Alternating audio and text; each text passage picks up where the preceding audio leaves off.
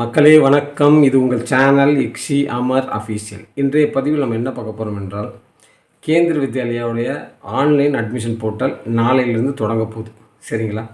So இந்த உங்களுடைய clear, அதாவது உங்களுக்கு A to Z, சரிங்களா, அதை ஒரு ஷார்ட்டாக நான் சொல்கிறேன். சரிங்களா? எந்தெந்த இடத்துல நீங்கள் மிஸ்டேக் பண்ணுவீங்க, எந்தெந்த இடத்துல மிஸ்டேக் பண்ண மாட்டீங்க, ஸோ அதை மட்டும் கொஞ்சம் கிளாரிட்டியோட புரிஞ்சுக்கோங்க. அது எந்தெந்த கோட்டால் அவைல் பண்ணலாம், ஆர்டியா என்ன, எல்லா விஷயத்தையும் இந்த பதிவில் நான் கொடுக்க போகிறேன். ஸோ நம்மளுடைய பதிவை பார்ப்பதற்கு முன்பு உங்களிடம் ஒரே ஒரு வேண்டுகோள், மக்களே, நம்ம பதிவை பார்க்குறீங்கன்னா சப்ஸ்கிரைப் பண்ணுங்கள், மற்றவர்களுக்கு ஷேர் பண்ணுங்கள், முடிந்தவரை என்னுடைய பதிவு உங்களுக்கு பிடிச்சிருந்தால் மட்டும் லைக் பண்ணுங்கள். ஓகே மக்களே, பதிவுக்குள் போகலாம். மக்களே, ஃபஸ்ட்டு உங்களுக்கு சொல்ல வேண்டும். மக்களே, உங்களுக்கு ஃபஸ்ட்டு ஒரு விஷயம் நான் சொல்கிறேன். ஆர்டிஇ அப்ளிகேஷன், சரிங்களா? எல்லோரும் ஒரு டவுட்டில் இருக்கீங்க. ஆர்டிஇங்கிறது தனிப்பட்ட அப்ளிகேஷன் இல்லை. சரிங்களா? ஒரு அப்ளிகேஷனில் ஆர்டிங்கிறது ஒரு ஆப்ஷன். அதில் 5 கிலோமீட்டர் 8 கிலோமீட்டர், சரிங்களா? இதுதான் மெயின். சரிங்களா? அர்பன் ஏரியாவில் 5 கிலோமீட்டர், கிராம பகுதி ரூரல் ஏரியானா 8 கிலோமீட்டர் கொடுத்துருக்காங்க. ஸோ ஏதாவது டவுட்னா நீங்கள் போயிட்டு நம்மளுடைய ட்ரையல் போர்ட்டலில் கூட பார்க்கலாம், இல்லை போர்ட்டலில் மேலே ஹெல்ப் டெஸ்க் கொடுத்துருக்காங்க, அதில் போய் பார்த்தீங்கன்னா இந்தந்த ஸ்கூலு என்னென்ன செக்டரில் வருது அப்படின்னு சொல்லி தெரிஞ்சிடும். அர்பனில் வருதா, ரூரலில் வருதா, எல்லா விஷயமும் அதில் கொடுத்துருக்காங்க. ஸோ அது தெரியாதவர்கள் என்கிட்ட கேளுங்க. அர்பன்னா 5 கிலோமீட்டர், ரூரல்னால் 8 கிலோமீட்டர். ஸோ இது மட்டும் தெரிஞ்சுக்கோங்க. ஓகே மக்களே, அடுத்த ஒரு விஷயம் என்னென்னா, ஒரு காமனான மனுஷன், சரிங்களா, ஒரு காமனான மனிதன், ப்ரைவேட் ஜாபில் ஒர்க் பண்ணுறவர், விவசாயம் பண்ணுறவங்க, கூலி தொழிலாளி, இவர்களுக்கு ஃபஸ்ட்டு எடுத்துக்கிறோம். நீங்கள் ஒரு அப்ளிகேஷனை அப்ளை பண்ணிங்கன்னா என்னென்ன கேட்டகரியில் நீங்கள் பண்ண முடியும் அப்படின்னு கேட்டிங்க எல்லோரும். ஸோ நான் ஆர்டிக்கு தனியாகவும் மற்றபடி காஸ்ட் கேட்டகரிக்கு தனியாகவும் போடணுமா அப்படின்னு கேட்டிங்க. அப்படிலாம் ஒன்றும் தேவையில்லை மக்களே. நீங்கள் ஒரு ரூரல் ஏரியாவில் வர்றீங்க, சரிங்களா? ரூரல் ஏரியானா 8 கிலோமீட்ரு, ஸ்கூலுக்கும் உங்கள் வீட்டுக்கு உள்ள தொலைவு 8 கிலோமீட்டர். ஸோ அந்த மாதிரி கண்டிஷனில் நீங்கள் அப்ளை பண்ண போகிறீங்கன்னா, நீங்கள் உங்கள் வீட்டுக்கும் உங்கள் ஸ்கூலுக்கும் உள்ள தொலைவில் 8 கிலோமீட்டரில் இருந்தீங்கன்னா ஆர்டிங்கிற ஒரு ஆப்ஷன் உங்களுக்கு ஆட்டோமேட்டிக். அதை போல் காஸ்ட் கோட்டா இருக்குது பார்த்தீங்களா, அதில் நீங்கள் வந்துடுவீங்க. இந்த 2 கோட்டாலையும் உங்களுக்கு சீட்டு கிடைக்க சான்சஸ் உண்டு. சரிங்களா? இதே மக்களே, நீங்கள் ஆர்டியில் இந்த 8 கிலோமீட்டர் 5 கிலோமீட்டர் அதை நீங்கள் மீட் பண்ணலை, அப்போயும் நான் அப்ளிகேஷன் போட முடியுமான்னு கேட்டிங்கன்னா முடியும். ஸோ அந்த இடத்துல ஆர்டி ஆப்ஷன் இருக்காது, இந்த கேட்டகரி ஆப்ஷன் மட்டும்தான் உங்களுக்கு இருக்கும். ஸோ இவ்வளோ தான் இதுக்கு வித்தியாசம். சரிங்களா? நல்லா கிளியராக இருக்குன்னு நினைக்கிறேன். அடுத்து மக்களே, இந்த சர்வீஸ் ப்ரியாரிட்டி கேட்டகரியில் வரீங்கள்ல, சென்ட்ரல் கவர்மெண்ட்டில், ஸ்டேட் கவர்மெண்ட்டில், இவர்களுக்கு எவ்வளோ ஆப்ஷன் அப்படின்னு கேட்டிங்கன்னா, நீங்கள் அதே 5 கிலோமீட்டருக்குள்ளே 8 கிலோமீட்டருக்குள்ளே இருந்தீங்கன்னா ஆர்டியில் போட்டுக்கலாம். அப்புறம் உங்களுடைய சர்வீஸ் ப்ரியாரிட்டி கேட்டகரி அதையும் போட்டுக்கலாம். அடுத்து காஸ்ட் கோட்டா கேட்டகரி, அதுலேயும் நீங்கள் வருவீங்க. நீங்கள் 3 இடத்துல வருவீங்க. சரிங்களா? இதில் மேக்ஸிமம் சென்ட்ரல் கவர்மெண்ட்டில் கேட்டகரி 1 கேட்டகரி 2ல் உள்ளவங்க ஆஃப் ட்ரான்ஸ்ஃபர் யார் வச்சுருக்கீங்களோ அவர்களுக்கு ஹை பெனிஃபிட். சரிங்களா? ஸோ அவர்களுக்கு கிடைக்க சான்சஸ் உண்டு. அதனால் நான் என்ன சொல்கிறேன்னா, நம்பர் ஆஃப் செக்ஷன் அதிகமாக இருந்துச்சுன்னா அந்த ஸ்கூலில் உங்கள் அனைவருக்கும் சீட்டு கிடைக்க சான்சஸ் உண்டு. சரிங்களா? ஸோ இதே மக்களே, ஒரு விஷயம் சொல்கிறேன். அப்ளிகேஷன் ஃபில் பண்ணும்போது இந்த 5 கிலோமீட்டர் லெஸ் தென் ஆர் மோர் தென் வந்திருக்கும். சரிங்களா? சிலர் என்ன பண்ணுவீங்கன்னா, உண்மையிலேயே அவங்க 5 கிலோமீட்டருக்குள்ளே இருப்பீங்க, அப்போ என்ன பண்ணியிருப்பீங்க, மோர் தெனை கிளிக் பண்ணியிருப்பீங்க. சரிங்களா? கவனிச்சிருக்க மாட்டீங்க அந்த டயத்தில். ஸோ இந்த விஷயத்தை நீங்கள் ப்ரௌசிங் சென்டரில் கொடுக்க போகும்போது இந்த விஷயத்தை நல்லா பார்த்துக்கோங்க. இல்லை நீங்கள் அப்ளை பண்ண போகும்போது அதை நல்லா பார்த்துக்கிட்டு பொறுமையாக பண்ணுங்கள். ஸோ நீ 5 கிலோமீட்டருக்குள்ளே இருக்கீங்கன்னா லெஸ் தேன் அவர் ஈக்குவல் அப்படின்னு சொல்லிட்டு வர ஆப்ஷனை கிளிக் பண்ணுங்கள். 5 கிலோமீட்டருக்குள்ளே இருந்தீங்கன்னா, 5 கிலோமீட்டருக்கு மேலே போயிட்டீங்கன்னா மோர் தேனாகவும் கிளிக் பண்ணிட்டு போங்க. ஸோ இதில் தான் ஆர்டி ஆப்ஷன் மெயினாக ஒழிஞ்சிட்ருக்கு. இது யாராக இருக்குதுன்னு பார்த்தீங்கன்னா, எஸ்சி எஸ்டி கேட்டகரி, ஓபிசி என்சியில் வரவங்க, இதே போல் இடபிள்யூஸில் வர்றவங்க, பிபியில் வரவங்க, இவங்க எல்லோரும் என்ன பண்ணணும்னா 5 கிலோமீட்டர் கேட்டகரியை நீங்கள் ஃபில் பண்ண வேண்டியது வரும் ஆர்டியில் அப்ளை பண்ணுறதுக்கு. சரிங்களா? இந்த இடபிள்யூஎஸும் பிபிஎல்லும் இந்த ஆர்டியில் மட்டும்தான். சரிங்களா? அவங்கள கொண்டு போயிட்டு மற்ற காஸ்ட் கேட்டகரியிலையோ இல்லை சர்வீஸ் ப்ரியாரிட்டி கேட்டகரியிலையோ அவங்களுக்கு பெனிஃபிட்லாம் இல்லை. ஆர்டி கேட்டகரியில் முன்னுரிமை கொடுக்குறாங்க. ஸோ அப்பையும் அவங்க 5 கிலோமீட்டர்கள் இருந்தால் மட்டும்தான் அவர்களுக்கு பெனிஃபிட். ஸோ அப்ளிகேஷனை ஃபில் பண்ணும்போது இந்த விஷயத்தை கொஞ்சம் மைண்டில் வச்சுக்கிட்டு ஃபில் பண்ணுங்கள். சரியா மக்களே? அடுத்த கொஸ்டின் என்னென்னா, நீங்கள் சர்வீஸ் பர்சனலாக இருக்கீங்க, சரிங்களா? நம்பர் ஆஃப் ட்ரான்ஸ்ஃபர் கொடுக்க சொல்லியிருப்பாங்க. நம்பர் ஆஃப் ட்ரான்ஸ்ஃபர் கொடுக்கும்போது சிலர் என்ன பண்ணுவீங்கன்னா, அப்ளிகேஷனில் நீங்கள் என்ன பண்ணுவீங்க, நம்பர் ஆஃப் ட்ரான்ஸ்ஃபரை நீங்கள் உங்கள் பாட்டில் டைப் பண்ணி வச்சுருவீங்க. ஆனால் உங்களுடைய ஆஃபீஸ்லேருந்து கொடுக்க போகிற சர்டிஃபிகேட் ஏதாவது மாற்றங்கள் இருந்துச்சுன்னா உங்களுடைய அப்ளிகேஷனை ரீசெக் பண்ண போகும்போது அந்த அப்ளிகேஷன் ரிஜெக்ட் ஆகிடும். அதில் ஏதாவது ஒரு ட்ரான்ஸ்ஃபர் கம்மி, ஸோ இந்த மாதிரி ஏதாவது இருக்குது, ஏதாவது இர்ரெகுலராக இருக்குது அப்படின்னு பட்சத்தில் அது கேன்சல் ஆகிவிடும். இது மட்டும் நல்லா தெரிஞ்சுக்கணும். அதனால் என்ன மக்களே, நீங்கள் ட்ரான்ஸ்ஃபர் கேட்டகரியில் இருந்தீங்கன்னா ஃபஸ்ட்டு போயிட்டு உங்களுடைய ஆஃபீஸில் அந்த ட்ரான்ஸ்ஃபர் சர்டிஃபிகேட்டை வாங்குங்க. அதில் என்ன கொடுத்துருக்காங்களோ அதை மென்ஷன் பண்ணுங்கள், சரிங்களா? ஏதாவது ஃபேக்காக பண்ணிங்கன்னா என்கொயரியில் மாட்டிக்கிடுவீங்க.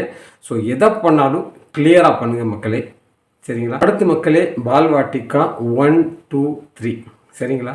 இந்த வருஷம் எந்த பால்வாட்டிகா திறந்துருக்காங்க, லைக் என்ன சொன்னேன், கிருஷ்ணகிரியில் திறந்துட்டாங்க. அதில் பால்வாட்டிகா 1, 2, 3 இருக்குது. காரைக்குடி கேவியில் புதுசாக திறந்துட்டாங்க, 1, 2, 3 இருக்குது. ஸோ இந்த 3 இருக்குது பார்த்தீங்களா, பால்வாட்டிகா 1, 2, 3 இருக்குது பார்த்தீங்களா. இதுக்கு 3க்குமே இந்த வருஷம் ஆன்லைனில் அட்மிஷன் நடைபெறும். இதே மாதிரி உங்கள் பகுதியில் ஏதேனும் புதிதாக திறக்கப்பட்டால் அதுக்கு ஆன்லைனில் அட்மிஷன் நடைபெற போகிறது. ஸோ அதுக்காக வெயிட் பண்ணுங்கள். நாளைக்கு அதை பற்றியும் நான் கிளியராக சொல்லிடுறேன். எந்தெந்த ஸ்கூலில் பால்வாட்டிகா 1, 2, 3 இருக்குது, எந்த ஸ்கூலில் பால்வாட்டிகா 3 இருக்குது, எந்த ஸ்கூலில் பால்வாட்டிகா 1 இருக்குது. இன்னொன்று மக்களே, ஒரு கொஸ்டின், இன்னொரு விஷயம் என்னென்னா, ஒரு கேவியில் பால்வாட்டிகா 1, 2, 3 ஆல்ரெடி நடந்துக்கிட்டு இருக்கும், சரிங்களா? எங்கன்னா கேவி ஐஐடியில் 2 வருஷத்துக்கு முன்னாடி நடந்துருச்சு. ஸோ அதில் என்ன பண்ணுவாங்கன்னா, பால்வாட்டிகா 2க்கும் பால்வாட்டிகா 3க்கும் ஆன்லைனில் அட்மிஷன் நடைபெறாது.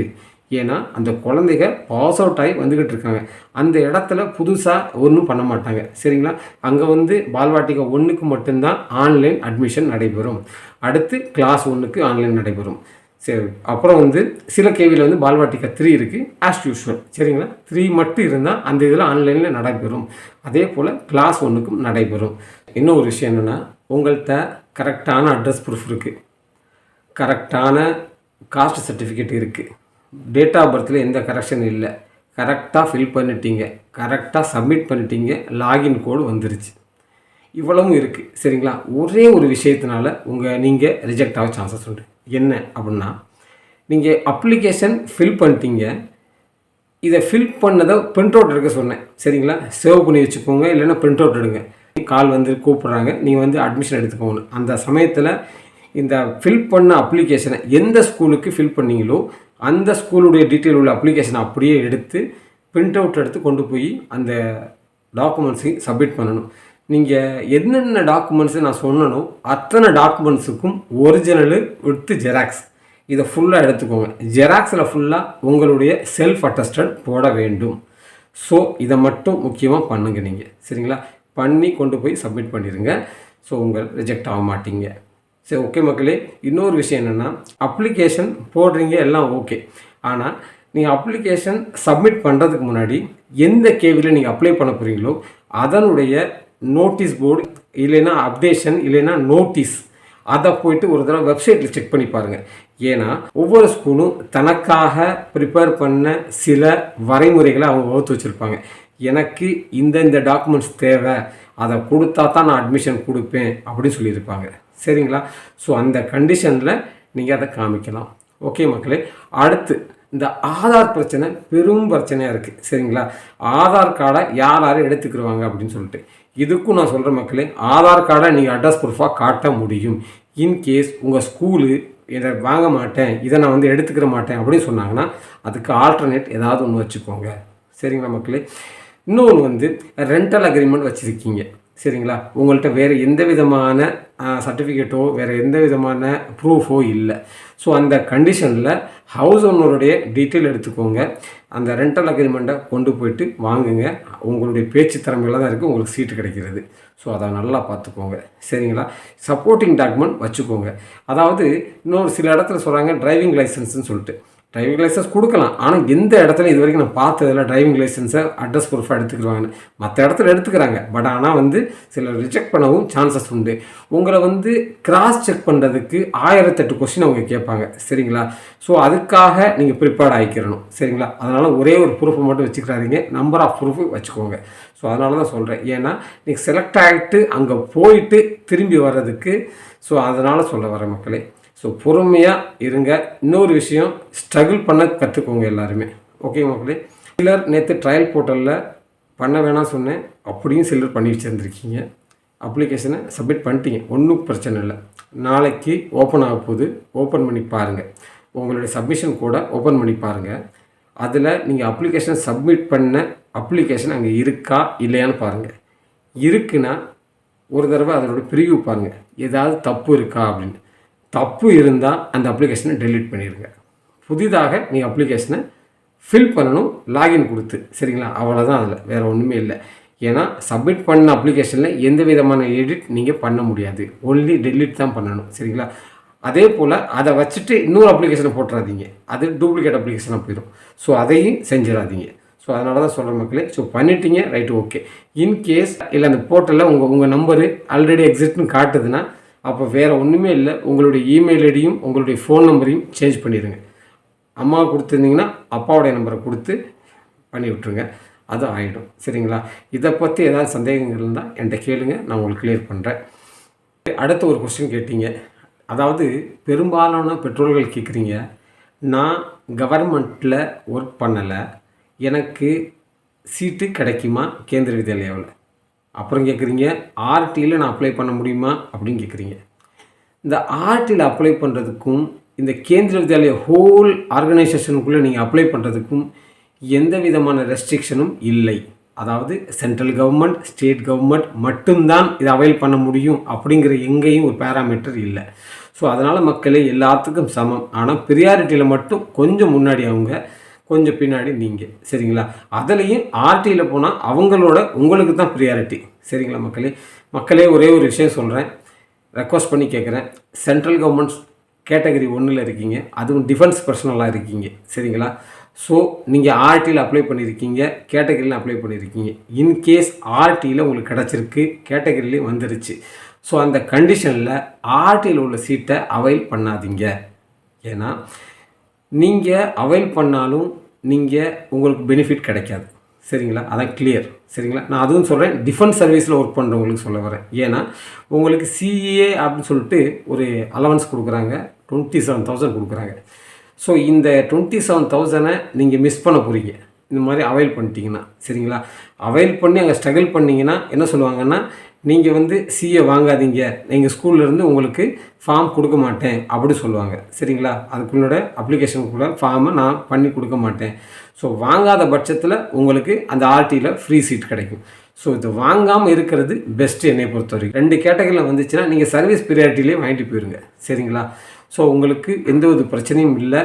ஸோ பண்ணிக்கோங்க. இந்த விஷயத்த எல்லாத்துக்கும் ரெக்வஸ்ட் பண்ணி கேட்குறேன் மக்களின் சார்பாக. சென்ட்ரல் கவர்மெண்ட்டில் டிஃபென்சிவ் சர்வீஸில் இருந்தீங்கன்னா நீங்கள் ஆர்டிலையும் கேட்டகரியிலையும் அப்ளை பண்ணுங்கள். பட் ஆனால் இந்த ஆர்டி ஆப்ஷனை யூஸ் பண்ணிக்கிறாதீங்க. கிடச்சிச்சின்னா நீங்கள் கேட்டகரியில் வாங்கிட்டு போயிருங்க. ஓகே மக்களே, என்னுடைய ஒவ்வொரு பதிவிலையும் என்னுடைய டிஸ்கிரிப்ஷனில் என்னுடைய நம்பரை போட்டு வச்சுருக்கேன். உங்களுக்கு ஏதேனும் டவுட்னா கேளுங்க. நான் ஃப்ரீயாக இருந்தேன்னா உங்களுக்கு ரிப்ளை பண்ணுவேன். மெசேஜ் பண்ணினா கூட நான் ரிப்ளை பண்ணுறேன் எல்லாத்துக்கும். கொஞ்சம் டிலே ஆகிருக்கு சில டயத்தில், அதர்வைஸ் எங்கேயும் மிஸ் பண்ணியிருக்க மாட்டேன் மேபி. ஸோ உங்களுக்காக நான் இந்த தொடங்கப்பட்ட விஷயம் கண்டினியூவாக இருப்பேன் கடைசி வரைக்கும். உங்கள் அப்ளிகேஷன் நிறைவடையும் வரை, உங்களுக்கு சீட்டு கிடைக்கும் வரை. இந்த பதிவு உங்களுக்கு பிடிச்சிருந்தா லைக் பண்ணுங்கள். சரிங்க மக்களே, மீண்டும் அடுத்த ஒரு பதிவில் சந்திப்போம். அதுவரை உங்களிடமிருந்து விடைபெறுவது அமர்நாத். நன்றி, வணக்கம்.